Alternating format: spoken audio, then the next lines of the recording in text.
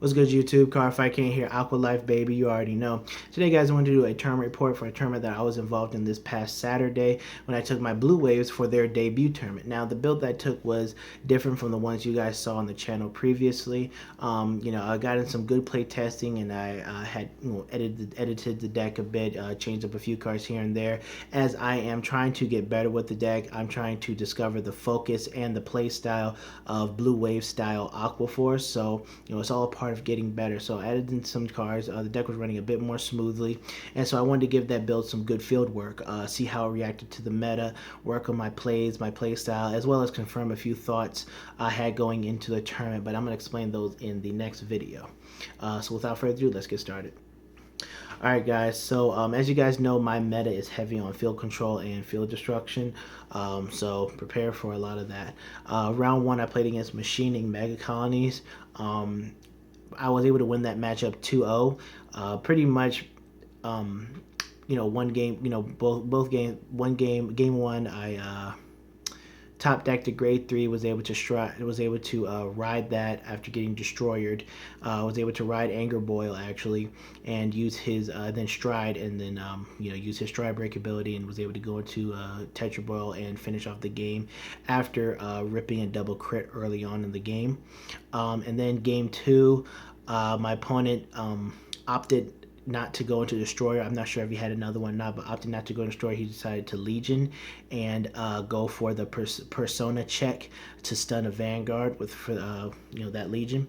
But he didn't Persona check, and I was able to stand my Vanguard, stride into Tetra Boil, and finish the game off effectively thereon. So I was able to win that 2-0. Then round 2, I played against my brother. He was playing his main deck, Brawlers. It was an 18-player tournament as well. He was playing Brawlers. I was able to 2-0 him. Pretty much both games went the same. I did hit quite a few triggers on damage, as well as drive check key critical triggers at certain points. Anger Boil's skill definitely came in handy when he was cross-ridden. Aqua Force nowadays can better handle field destruction, and so I was able to replace my units effectively, have some strong follow-up turns, kind of like how I do with Thavis. And Anger Boil's ability to restand units and give it plus 3,000 power was very key in making some really good magic numbers to force my opponent, my brother, to guard for a little bit extra. So it was a very effective skill that I was able to make use of. So I was able to win that matchup 2-0, and then round 3 I played against another Brawler player. Now that matchup I lost 2-0 or 0-2. That pretty much went the same way, guys. My opponent, and I don't exaggerate this at all. A lot of people exaggerate this when they say, "Oh, he checked it every check." Now, every damage and drive check involved a trigger for my opponent. Drive checks, a crit trigger, a draw trigger. His triple drive involved a heal, a crit, and a draw on damage. He damage checked 2 draw triggers, a heal that went off, key crit trigger. It was crazy how many triggers were being hit turn after turn after turn, both games. I didn't hit enough triggers to keep up with what how he was hitting. It's one thing to have your deck be counterintuitive to my deck, which is Aqua Force, but it's another thing to have a counterintuitive deck to the deck that I'm playing with, as well as hitting triggers in abundance on top of that. Those triggers just built up so much advantage for my opponent, and I wasn't hitting any in return, so I was unable to make a comeback in both games.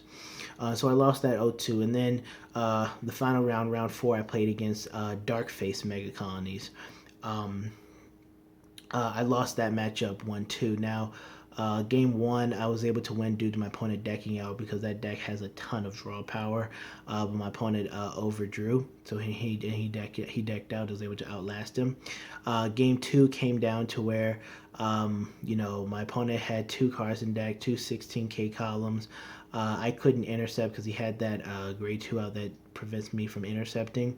And I went after my drive check. I hit a draw trigger, drew into a grade 3, and then I draw check another grade 3. So my hand was sitting at 4 cards. you know, 4 cards, 2 of them grade 3s, and I couldn't guard the rest because we were both at 5 damage. So it was pretty ugly there. And then game 3 pretty much came down to where uh, I, you know, my opponent hit a crit and a stand trigger on their turn after I perfect guarded their Vanguard, dropping grade 3, and I had to use my stride name. I had to use extra cards I didn't need to, pretty much a majority of my hand, in order to guard the column that had the power extricated on it. So I lost out on being able to stride for the following turn, and you know, just things just weren't good from there on, and so I lost that matchup 1-2. Darkface was a very counterintuitive deck to Anger Boil. Anger Boil's GB2 skill definitely helped me in that matchup. Baiting my opponent into, Soul Blast and stunning one of my units due to Dark Phase's GB2 ability. But as well as I'm able to, if I can get off one attack, then I can get off my GB2 skill, stand any unit, give it 10,000 power. So I was able to stand Foivos, give him 10,000 power, and have him swing for 21k twice, barring any triggers, a few times during that matchup. But, between the Giga Paralyzing and all the drawing that my opponent was able to do, coupled with the stunning and whatnot, sometimes it just wasn't able to keep up. And like I said, my units weren't stunned for that following. My units weren't really stunned for that following turn. I just couldn't intercept due to that grade 2's ability, and hitting those 2 triggers really put a lock on my hand, really, because I had to give up more cards than I needed to, and which hurt me for the following turn because I pretty much had to give up the rest of my hand in order to guard the crit column and whatnot with the stand trigger.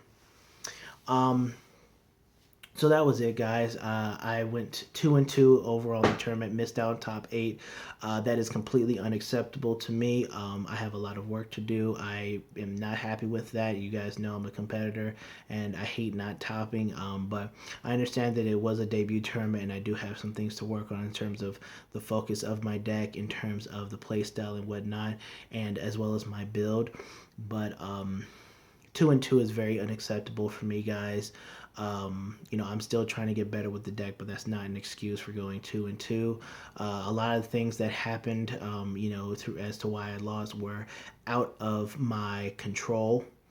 And maybe looking back on it, I could have made some different plays that probably would have affected what I drew into, and what my opponent maybe could have done and whatnot. But 2-2 to me is just inexcusable, and something that I need to hit the drawing board and go back to work on.